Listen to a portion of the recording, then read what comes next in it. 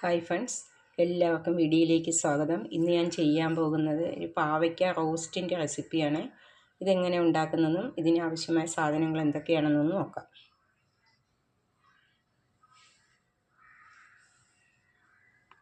പാവയ്ക്ക റോസ്റ്റിനായിട്ട് നമ്മളിപ്പോൾ പാവയ്ക്ക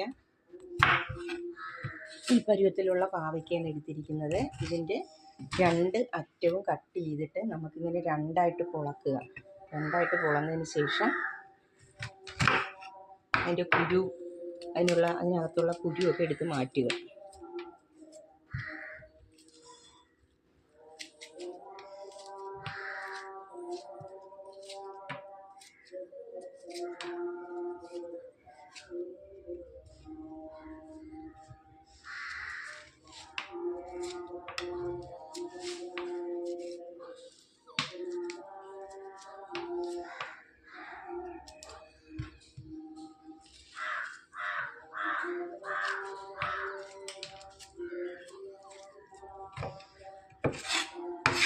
കുരുവൊക്കെ എടുത്ത് മാറ്റിയിട്ടുണ്ട്. ഇനി നമുക്ക് ഒരേ കഷ്ണം എടുത്ത് ഇങ്ങനെ വട്ടം വട്ടം അരിഞ്ഞെടുക്കാം.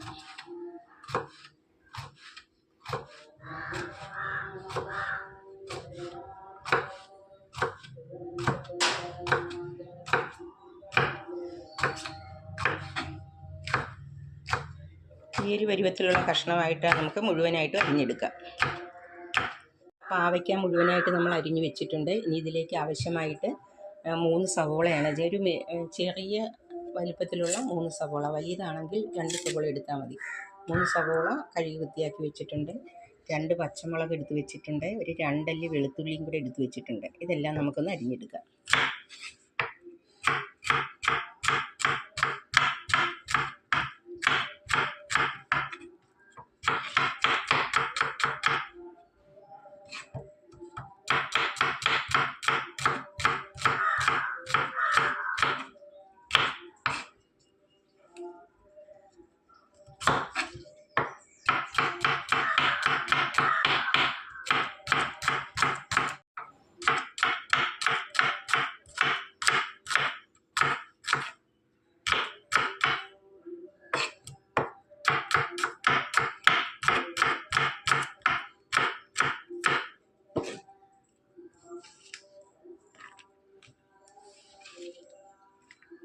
സവോള നൈസായിട്ട് അരിഞ്ഞ് മാറ്റിയിട്ടുണ്ട്. വെളുത്തുള്ളി 2ആയിട്ട് അരിഞ്ഞ് മാറ്റാം നമുക്ക്.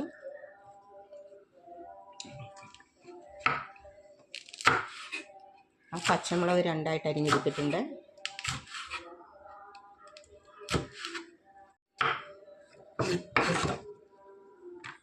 ഇപ്പോൾ വെളുത്തുള്ളി അരിഞ്ഞ് മാറ്റിയിട്ടുണ്ട്. പച്ചമുളക്, സവോള, പാവയ്ക്കയും നൈസായിട്ട് അരിഞ്ഞ് മാറ്റി വെച്ചിട്ടുണ്ട്.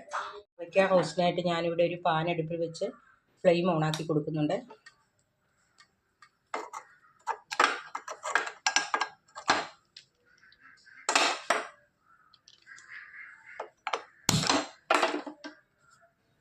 ഫ്ലെയിം ഓണാക്കി കൊടുത്തിട്ടുണ്ട്. ഇനി ഈ പാനൊന്ന് ചൂടായി വരുന്ന നേരത്തേക്ക് പാൻ ചൂടായി വന്നിട്ടുണ്ട്. ആ സമയത്തേക്ക് ഞാനിവിടെ 2 ടേബിൾ സ്പൂൺ വെളിച്ചെണ്ണ ചേർത്ത് കൊടുക്കുന്നുണ്ട്. വെളിച്ചെണ്ണ ചേർത്തതിന് ശേഷം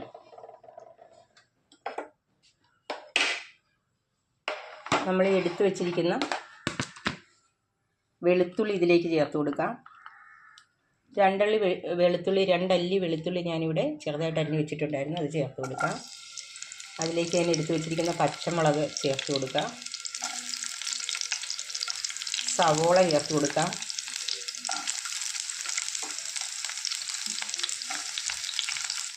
സവോളയും പച്ചമുളകും വെളുത്തുള്ളിയൊക്കെ ചേർത്ത് നന്നായിട്ടൊന്ന് ഇളക്കി യോജിപ്പിക്കുക. ഇതിലേക്ക് ആവശ്യമായ ഉപ്പും ചേർത്ത് കൊടുക്കാം.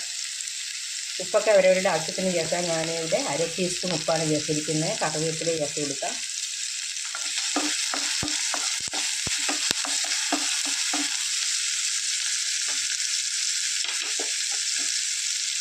ഇതിലേക്ക് നമ്മൾ അരിഞ്ഞു വെച്ചിരിക്കുന്ന പാവയ്ക്കയും കൂടെ ചേർത്ത് കൊടുക്കാം.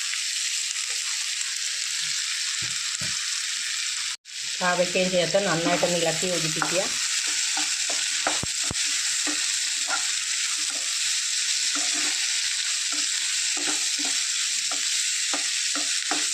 ഇപ്പോൾ നമ്മൾ ഹൈ ഫ്ലെയിമിലാണ് ഇട്ടിരിക്കുന്നത്. ഇനി നമുക്ക് ഫ്ലെയിം തീരെ കുറച്ച് ഒരു 5 മിനിറ്റ് ഒന്ന് മൂടി വയ്ക്കണം.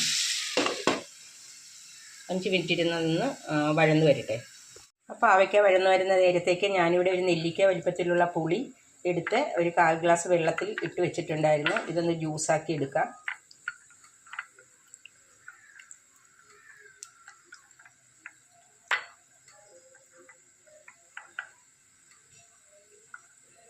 ഇതിൻ്റെ ജ്യൂസാക്കി എടുത്തിട്ടുണ്ട്.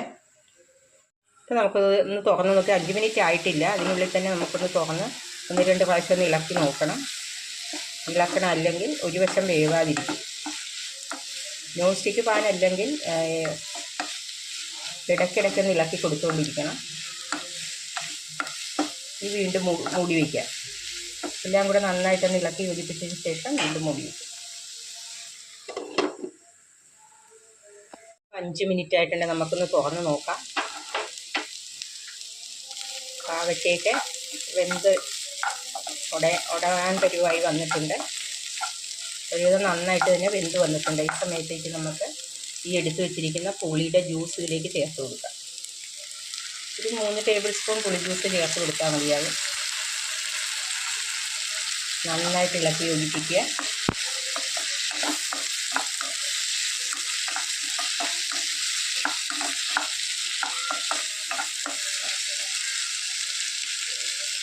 ഇതിലേക്ക് പുളിവെള്ളമൊക്കെ നന്നായിട്ട് വറ്റി വരാൻ തുടങ്ങിയിട്ടുണ്ട്. ഈ സമയത്തേക്ക് 1/2 ടേബിൾ സ്പൂൺ മുളക് പൊടി ചേർക്കുക.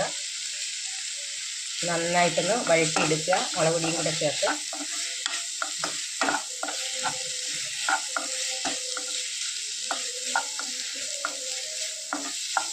ഇത് കയ്പ്പൊക്കെ പോകുന്നതിന് വേണ്ടിയാണ് നമ്മൾ ഈ പുളിവെള്ളം ചേർക്കുന്നത്.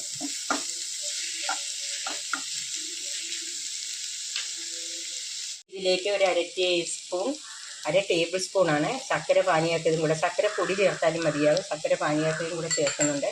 ചേർത്ത് നന്നായിട്ട് ഇളക്കി യോജിപ്പിക്കുക. ഈ സമയത്തേക്ക് ഉപ്പും പുളിയൊക്കെ മതിയോ നോക്കണം.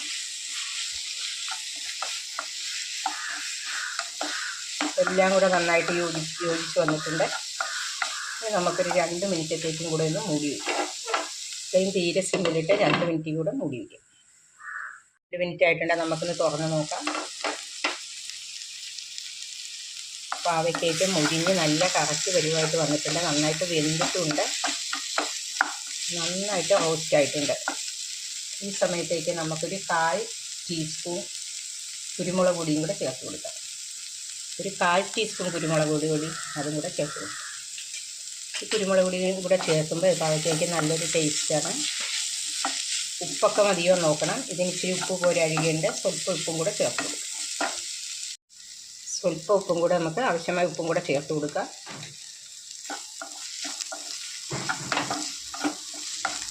നന്നായിട്ട് ഇളക്കി യോജിപ്പിക്കുക. അപ്പോൾ ഫ്ലെയിം ഓഫ് ചെയ്യാം. അങ്ങനെ നമ്മുടെ സ്വാദിഷ്ടമായ പാവയ്ക്ക റോസ്റ്റ് റെഡിയായിരിക്കുകയാണ്. എല്ലാവരും ഒന്ന് ട്രൈ ചെയ്ത് നോക്കണം. വീഡിയോ ഇഷ്ടപ്പെട്ടെങ്കിൽ കമൻറ്റ് ചെയ്യണം, സബ്സ്ക്രൈബ് ചെയ്യണം, ലൈക്ക് ചെയ്യണം. ഇനി അടുത്ത നല്ലൊരു റെസിപ്പിയായിട്ട് വരുന്നത് വരെ താങ്ക്സ്.